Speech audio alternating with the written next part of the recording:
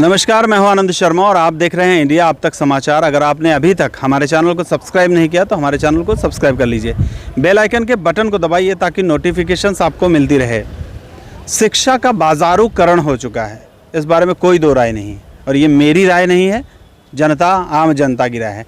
और आज तो ये राय जो है वो काफ़ी ज़्यादा बढ़ चुकी थी, क्योंकि जलगांव में इकरा हाई स्कूल और BM Jain Urdu high school, इसने जो कुछ भी किया है कुछ बच्चों के साथ, वो बिल्कुल घिनौना है, शर्मनाक है, और जिसकी निंदा तो सभी और करेंगे, सभी समाज करेंगे।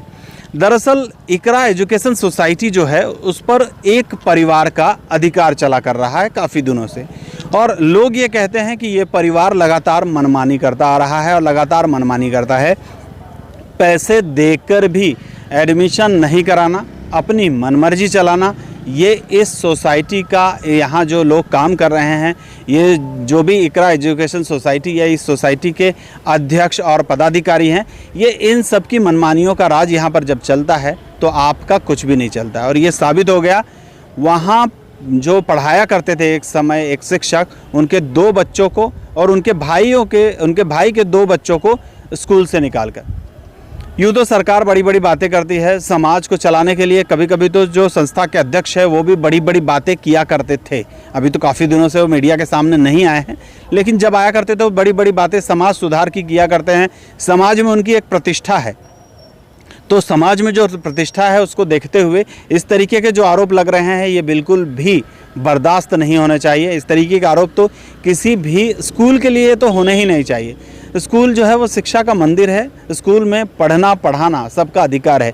छोटे छोटे बच्चों का तो कोई दोष नहीं है। इन लोगों के साथ गलत जो कुछ हुआ है ये आप उनके पेरेंट्स से सुन लीजिए। इकरा उर्दू हायस्कूल सालार नगर या शाळेतून माझी एक मुलगी आणि माझे भावाचे 2 मुलगे आणि बीएम जैन उर्दू प्राथमिक शाळामध्ये माझी एक मुलगी, असे 4 मुलांना या 2 शाळांनी त्यांना शाळेतून डायरेक्ट काढून टाकलेलं। मानसिक ताण त्यांच्यावर असा वाढलेला आहे की प्रश्न, मी घरात शिरताच ते मला प्रश्न विचारतात, पप्पा हमको स्कूल से निकाल दिए।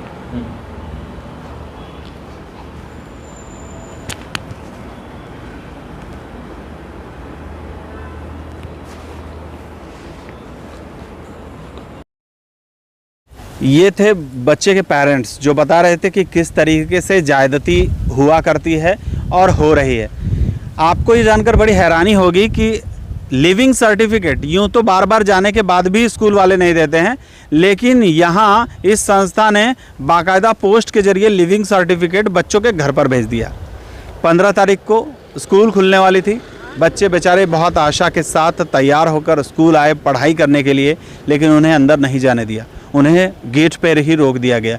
जिस वजह से जो भी हीन भावना उनके अंदर आई होगी, अगर ऐसे में कुछ ऊंच नीच होती है तो उसकी जिम्मेदारी कौन लेगा। आजकल तो छोटे छोटे बच्चे जो हैं वो भी काफ़ी ज़्यादा संवेदनशील हैं, काफ़ी ज़्यादा संवेदना है उनके मन में, तो अगर कुछ उल्टा सीधा होता है इसकी जिम्मेदारी कौन लेगा। इस संबंध में मनियार बिरादरी के जो अध्यक्ष हैं वो अपनी अगुवाई में उनको लेकर शिक्षा अधिकारी के पास भी गए थे, बच्चों और पेरेंट्स को। शिक्षा अधिकारी ने साफ साफ आदेश दिया था कि आप ऐसा बच्चों के साथ नहीं कर सकते हैं, आपको इन्हें फिर से एडमिशन देना ही पड़ेगा, आपको फिर पढ़ाना पड़ेगा।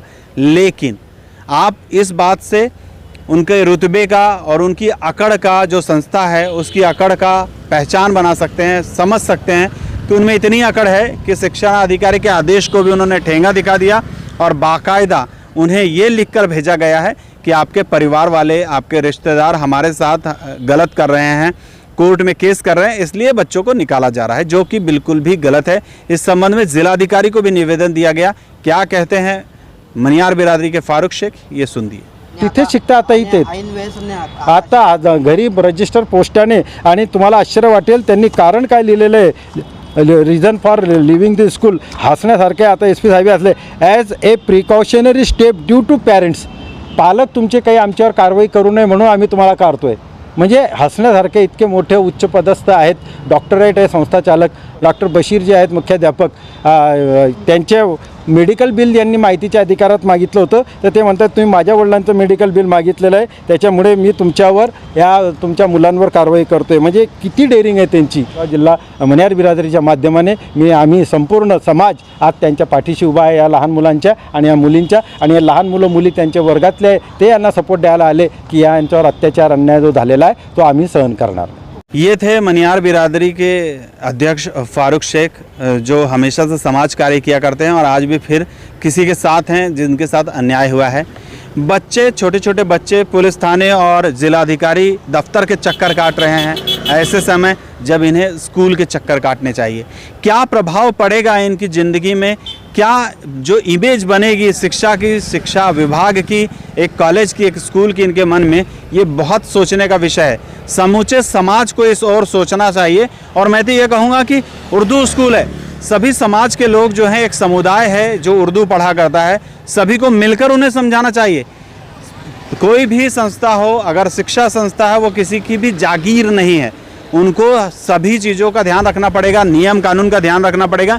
और किसी भी नियम कानून के अंतर्गत किसी भी की शिक्षा को रोकने का अधिकार किसी को भी नहीं हो, फिर चाहे वो राष्ट्रपति क्यों ना हो. जय.